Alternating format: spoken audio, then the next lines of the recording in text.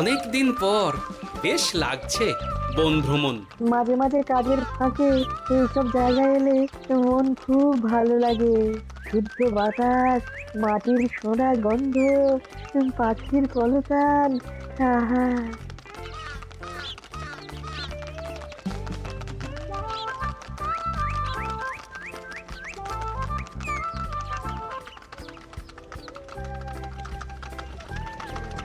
মহারাজের রথ থামছে। আমরা এইখানে বসে আজ রাজকার্য পরিচালনা করব। মন্ত্রী, তুমি ঝটপট এখানে বসার বন্দোবস্ত করে দাও। আমি এক্ষুনি ব্যবস্থা করে দিচ্ছি মহারাজ। এই এখানেই আমাদের বসার জন্য ছাউনি করে দাও। এক্ষুনি করে দিচ্ছি মন্ত্রী মশাই। এরা বসার জায়গাটা করে দিক, ততক্ষণ আমরা একটু হেঁটে আসি।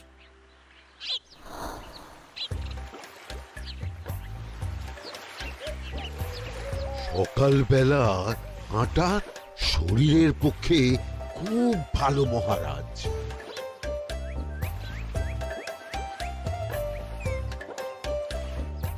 আগেকার দিনে রাজা মহারাজরা এই সব বনে মৃগয়া করতে আসতেন। মৃগয়া একদম ভালো নয় মন্ত্রী। তুমি জঙ্গলে আসছো অন্য প্রাণীদের মারতে। কেন মারবে? ওরা তো তোমার কোনো ক্ষতি করেনি। না, তা করেনি, কিন্তু তখন ওটা রাজা মহারাজাদের খেলা ছিল। শুনেছি আপনার প্রপিতামহ খুব ভালো বাঘ শিকার করতেন, অনেক বাঘ মেরেছেন। মন্ত্রী, তুমি একটা কথা হয়তো জানো না। আমার প্রপিতামহ শিকার করতেন, কিন্তু কোনো স্বাভাবিক জানোয়ারকে নয়। যে বাঘ মানুষ খেকো হয়ে প্রজাদের ক্ষতি করত, আমার প্রপিতামহ সেই সমস্ত বাঘদেরই মারতেন। এছাড়া উনি বন্য প্রাণী সংরক্ষণ করতে বড়ই ভালোবাসতেন।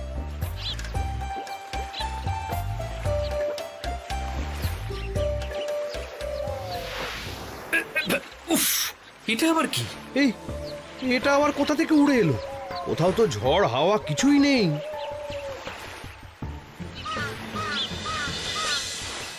একটা ধাঁধা মহারাজ, এই কাগজে লেখা। ধাঁধা? পড়ো দেখি। জোয়ার ভাটা প্রভুর খেলা, ভাটা হবে হলে বেলা। ভাটা হলেই দেখা যাবে লাল রঙের এক পাথর পাবে।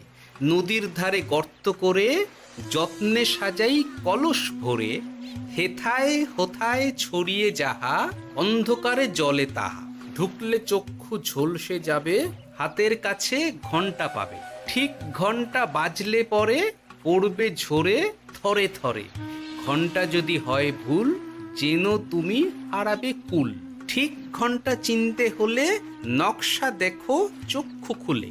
সিন্দুক দেওয়ালে হাত দাও, আসল ঘটনা জেনে নাও। ওরে বাবা, খুব দীর্ঘ ধাঁধা। তা মন্ত্রী, তুমি কিছু বুঝলে? এটা একটা গুপ্তধনের নকশা। এর মধ্যে গুপ্তধন কোথায় আছে তার একটা ধারণা দেওয়া আছে। গুপ্তধন? ওটা আমাকে পেতেই হবে, পেতেই হবে। দেখি দেখি, একবার কাগজটা দাও। গোপাল, কাগজটা আগে আমার হাতে দাও, দেখি ভালো করে। এখন নদীতে জোয়ার চলছে গোপাল। একটু পরেই ভাটা শুরু হবে। হ্যাঁ, ভাটা না হলে কিচ্ছু বোঝা যাবে না। এখানে স্পষ্ট লেখা আছে, ভাটা হলেই দেখা যাবে লাল রঙের এক পাথর পাবে। তার মানে আমাদের ভাটা হওয়া পর্যন্ত অপেক্ষা করতে হবে।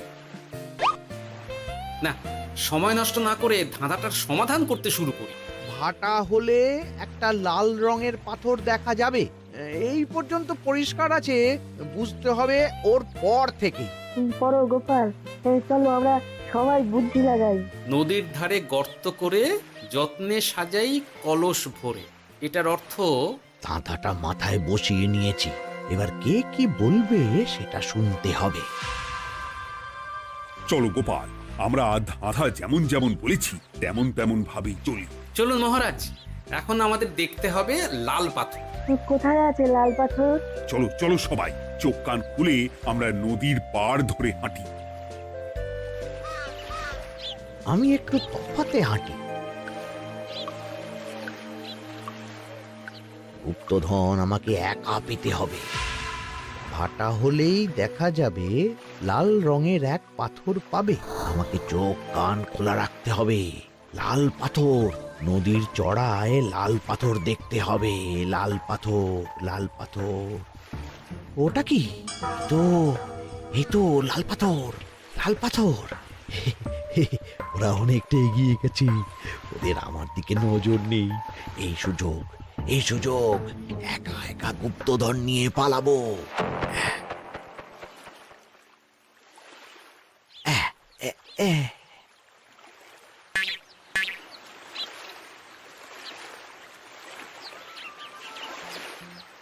কি গো, আমরা তো হেঁটেই চলেছি, লাল পাথর তো কই দেখতে পাচ্ছি না।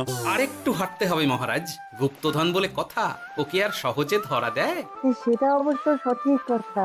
আচ্ছা, আমরা সবাই তো আসছি হেঁটে হেঁটে, মন্ত্রী মশাই গেলেন কোথায়? ও কি যে ঘটে! সত্যি তো, মন্ত্রী কোথায়? ও সেনাপতি, মন্ত্রীকে দেখেছো? কই, না তো মহারাজ। তাহলে কোথায় গেলেন মন্ত্রী মশাই? এই জঙ্গলে বাঘ ভাল্লুক আছে, শেষে কিনা বাঘে নিল। হায় হায় হায়, মন্ত্রী গিন্নির কাছে আমি কি মুখ দেখাবো? হুম, বাঘ ভাল্লুকের পেটে যাবার লোক তো মন্ত্রী মশাই নন। ও গোপাল, কি ভাবছো? কিছু তো একটা বলো। এখন আমাদের মন্ত্রী মশাইকেই খুঁজতে হবে। তবে মন্ত্রী মশাই বাঘ ভাল্লুকের পেটে যায়নি। তুমি নিশ্চিত হচ্ছ কি করে? অত পেঁচালো মানুষকে বাঘ ভাল্লুক গন্ধ শুকেই ছেড়ে দেবে, হজম করতে পারবে না। না না না, এখন রসিকতা করার সময় নয়, আমাদের মন্ত্রীকে খুঁজে বার করতেই হবে। কোথায় গেল মন্ত্রী? চলো চলো, গুপ্তধন মাথায় থাক, চলো মন্ত্রীকে খুঁজি। আহ, মন্ত্রী কোথায় গেল কে জানে। একবার পুরো ধাঁধাটা ঝালিয়ে নি। ভাটা হলেই দেখা যাবে লাল রঙের এক পাথর পাবে। ভাটা হয়েছে, লাল রঙের পাথরের মাথায় চাপ দিয়ে গুহার মুখও খুলেছি। এবার এবার নদীর ধারে গর্ত করে যত্নে সাজাই কলস ভরে। এটাই তো ঠিক বুঝতে পারছি না।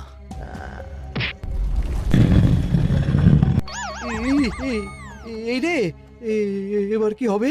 হ্যাঁ, মহারাজ, কোথাও একটা আওয়াজ হলো। এই, আওয়াজটা কোন দিক থেকে হলো? চলুন সামনে এগিয়ে যাই।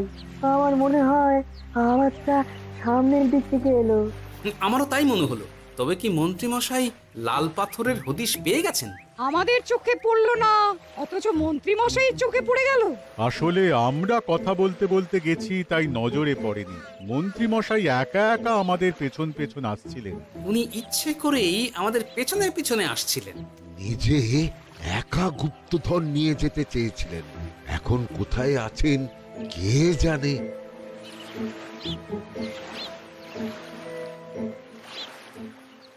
এই অন্ধকারে কিছু দেখতে পাচ্ছি না তো। দাঁতাতে কি ছিল? হ্যাঁ, কি ছিল?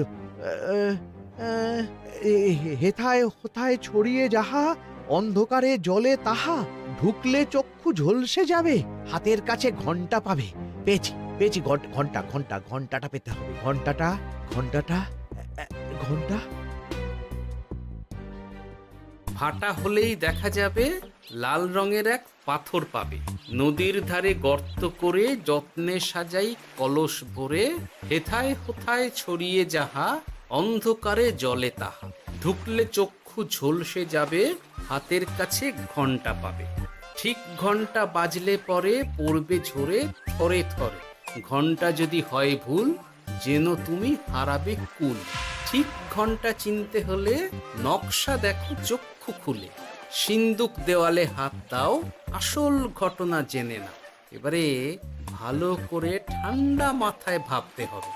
ভাটা হলেই দেখা যাবে লাল রঙের এক পাথর পাবে। সেই লাল পাথরটাই তো খুঁজে পাওয়া যাচ্ছে না, অথচ মন্ত্রী মশাই খুঁজে পেলেন। আওয়াজটা কোথা থেকে আসছিল? এই কাছে পিঠে এই কোথা থেকে আওয়াজটা আসছিল।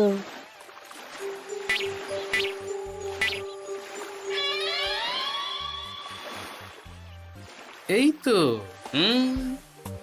এটাই মনে হয় সেই লাল পাথর। একটু নাড়িয়ে চাড়িয়ে দেখি তো কিছু হয় কিনা।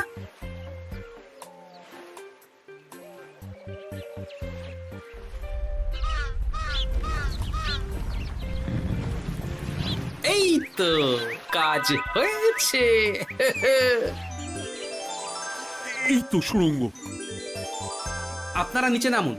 আপনারা কি দেখছেন সেটা বলবেন মহারাজ।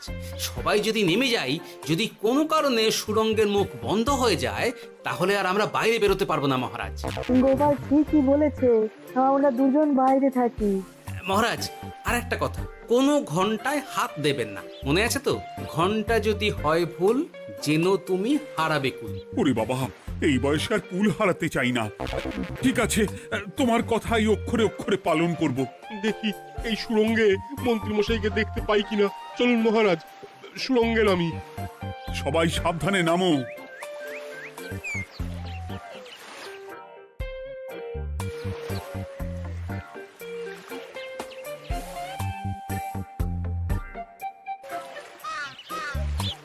মহারাজ, ওখানে কি কি দেখতে পাচ্ছেন? ওখানে কি মন্ত্রী মশাই আছেন? না গোপাল, মন্ত্রীকে এখনো দেখতে পাইনি। শুধু আমি এখানে অজস্র পাথর দেখতে পাচ্ছি। পাথরে পাথরে ছয়লাভ, ছোট বড় অজস্র। পাথরগুলো বড় অদ্ভুত, কিরকম কিরকম মানুষ মানুষ গড়ন। লম্বা বেঁটে হরেক রকম। মানুষ মানুষ গরম, সেটা কি রকম? আর কিছু? কোনো কলসি কি দেখতে পাচ্ছেন? কলসি তো দেখতে পাচ্ছি না। মহারাজ, কলসি থাকতেই হবে, কারণ ধাঁধায় লেখা আছে নদীর ধারে যত্ন করে যত্নে সাজাই কলস ভরে। গর্তটা আসলে হলো সুড়ঙ্গ, কিন্তু কলস। মহারাজ, মহারাজ, এইদিকে এইদিকে একটা কলসের মতো কি যেন আছে। এইদিকে আসুন, এদিকে এদিকে। হ্যাঁ গোপাল, দেখতে পেয়েছি। এবার আমি যেরকম যেরকম বলবো সেই রকম সেরকমই করবেন। আমি বিজ্ঞানীকে নদী থেকে জল তুলে পাঠিয়ে দিচ্ছি। পাত্র কোথায় পাবে? আমাদের জল খাবার যে পাত্র আছে সেটা আনতে লোক পাঠাচ্ছি। ঠিক আছে। শুধু একটা কথা বলছি, আপনারা কেউই সুড়ঙ্গের ভেতরে কোনো কিছুতে হাত দেবেন না। কেন গোপাল? সব পরে বলবো, এখন আমি যা বলছি সেটা শুধু মনে রাখুন। সুড়ঙ্গের ভেতরে কিছুতে হাত দেবেন না। ঠিক আছে। প্রহরী, তুমি যাও, যেখানে আমাদের বসবার আয়োজন করা হয়েছে সেখানে গিয়ে একটা জলের পাত্র নিয়ে নদী থেকে জল ভরে নিয়ে এসো। গোপাল, মন্ত্রী মশাই কোথায় গায়েব হয়ে গেলেন? কোথাও গায়েব হয়ে যাননি বিজ্ঞানী, কোথাও গায়েব হয়ে যাননি উনি। উনি ওই সুড়ঙ্গের ভেতরেই আছেন। কিন্তু কেউ তো ওনাকে দেখতে পাননি। সম্ভবত পাথর হয়ে আছে। এখন কিভাবে পাথর হয়েছেন সেটা তো আমি বলতে পারবো না। সবটাই স্বপ্নের মতো লাগছে। ঠিক যেন স্বপ্নের মতো লাগছে। এই জীবনে সুরঙ্গ দর্শন হয়ে গেল। আমাদের পাতাল প্রবেশ। পাতালে আসিয়া আমি মনে মনে বলি, গুপ্তধন নিয়ে আমরা যেন সৎ পথে চলি। তোমার এখনো কাব্য আসছে সভাকবি? আসছে মানে কাব্যের সাথে আছে রোমাঞ্চ, করছে গা শীত, হচ্ছি আমি অধীর। মহারাজ, জল দিয়ে বিজ্ঞানীকে পাঠাচ্ছি। কি করতে হবে বিজ্ঞানীকে সব বলে দিয়েছি। তুমি ভেতরে আসবে না? আসবো ঠিক সময়ে। এখন আমি যেমন যেমন বলবো আপনি ঠিক তেমন তেমন করবেন। ঠিক আছে। বিজ্ঞানী, যেমন যেমন বললাম ঠিক তেমন তেমন ভাবে কলসিকে জল দিয়ে পরিষ্কার করবে। মনে রেখো, ধাঁধায় আছে কলসি সাজাই যতন কর। তুমি একটা কথা মনে রেখো বিজ্ঞানী, কোথাও হাত দিও না কিন্তু। ঠিক আছে গোপাল, তোমার উপস্থিত বুদ্ধির তুলনা নেই। আমি যাচ্ছি গোপাল। সাবধানে সাবধানে। মহারাজ, বিজ্ঞানী যাচ্ছে। সাবধানে নামো, সাবধানে। মহারাজ, এই কলসিটা কোথায়? ওই তো, একটু সাবধানে যাও।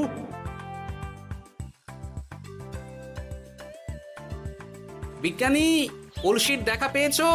পেয়েছি পেয়েছি পেয়েছি। এবারে কলসিটাকে ভালো করে জল দিয়ে ধুয়ে দাও। কলসির আলোয় সুড়ঙ্গ আলোকিত গোপাল। এরপর কি? ভালো করে দেখুন মহারাজ, কোথাও ঘন্টা দেখতে পাচ্ছেন কিনা। ঘন্টা? একটা তো নয়, সার সার ঘন্টা, অনেকগুলো ঘন্টা। সাবধান, ঘন্টায় হাত দেবেন না, শুধু দেখুন।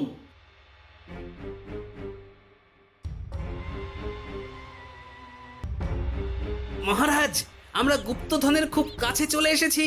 তাই নাকি? কি মজা, কি মজা! এবার খাবো ক্ষীরের গজা। আহ, সভাকবি চুপ করো। এখনো আমরা গুপ্তধন পাইনি। বাবার মুখে দাঁড়িয়ে সবগুলো তারা আঁকা। বিজ্ঞানী, কোনো ঘন্টায় চাঁদের নকশা করা আছে কি? একটু দেখে বলো না। আমি আতস কাঁচ নিয়েই দেখছি, সব ঘন্টাতেই তারা আঁকা। খবরদার, কোনো ঘন্টাকেই ছোঁবে না। ঠিক আছে, কোনো কিছু না ছুঁয়ে আমি দেখছি। পেয়েছি গোপাল, চাঁদ আঁকার ঘন্টা পেয়েছি। ওই ঘন্টাটা বাজাও, বাজাও।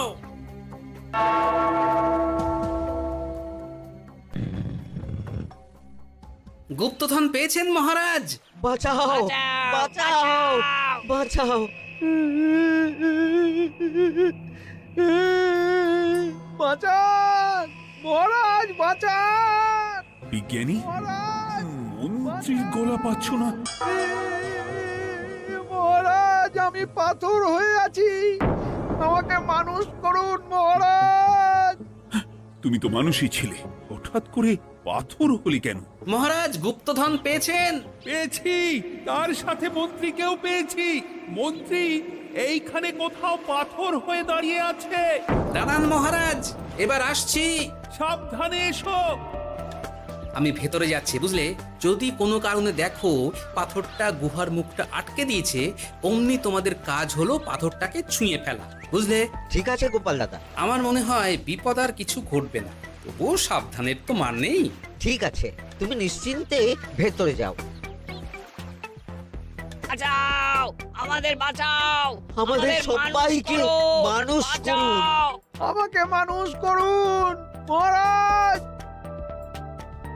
আপনাকে তো মানুষ করা হবে মন্ত্রী মশাই। আগে বলুন, আপনি পাথর হলেন কি করে? ও, মনে পড়েছে, ধারার শেষ লাইন, সিন্দুক দেওয়ালে হাত দাও, আসল খবর জেনে নাও। সত্যি গোপাল, তুমি না থাকলে এই এত কিছু আমাদের সবার কাছে অজানাই থেকে যেত।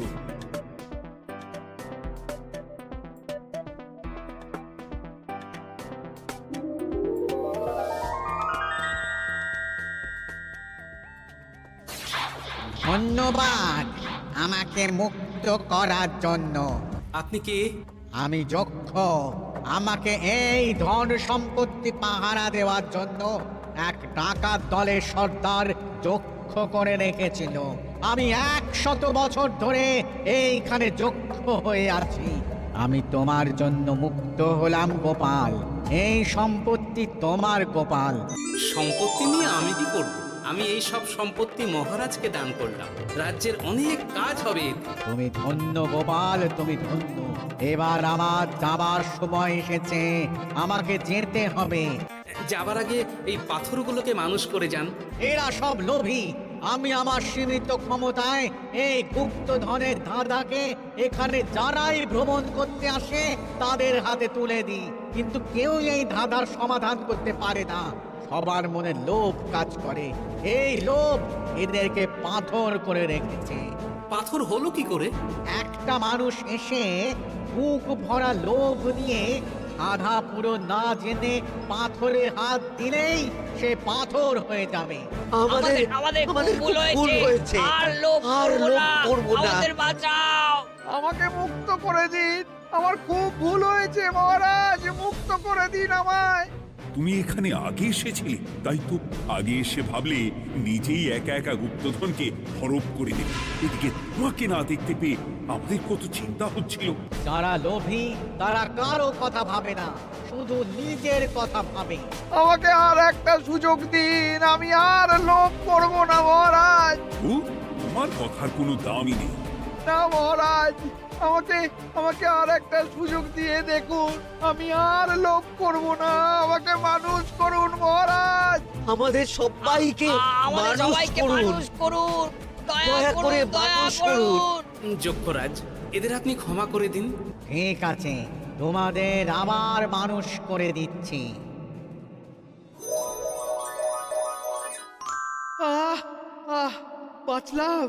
বাঁচলাম। এই রকম বারবার বাঁচা যাবে না, কিন্তু এবার সাপ ব্যাং যাই হবে না কেন ওইভাবেই থাকতে হবে, এই আমি বলে দিলাম। এবার আমার মুক্তি। মুক্তি নেবার আগে আরেকটা প্রশ্ন, যে ডাকাত সর্দার তার সম্পত্তিকে রাখার জন্য আপনাকে যক্ষ বানিয়েছিল, এই সম্পত্তি তো তাদের, আমরা তো নিতে পারি না। লোভ বড় খারাপ গোপাল, অতিরিক্ত লোভ মানুষকে পশু করে দেয়। ওই ডাকাত দল এই সম্পত্তির জন্য সবাই কাটাকাটি করে মরে গেছে, কেউ আর বেঁচে নেই। সুতরাং এই সম্পত্তিতে তোমার অধিকার আছে, এই সম্পত্তি তুমি গ্রহণ করো। নিলাম আমি, কিন্তু এই সম্পত্তি মহারাজকে আমি দান করলাম। ডাকাত দল জনগণের সম্পদকে লুঠেই তো সম্পত্তি বানিয়েছে, তাই আমি জনগণের কাজে লাগবার জন্যই এই সম্পত্তি মহারাজকে দিলাম। গোপাল, তোমার জয় হোক। এবার তাহলে আমি যাই, তোমরা সবাই সুখে থেকো আর ভালো থেকো। গোপাল, তোমার তুলনা হয় না। তোমার ঋণ আমি কোনোদিন শোধ করতে পারবো না। তুমি কৃষ্ণনগরের জন্য যা করলে তা ইতিহাসে লেখা থাকবে। না মহারাজ, আমি এমন কিছু করিনি, এই কাজ সবাই করবে।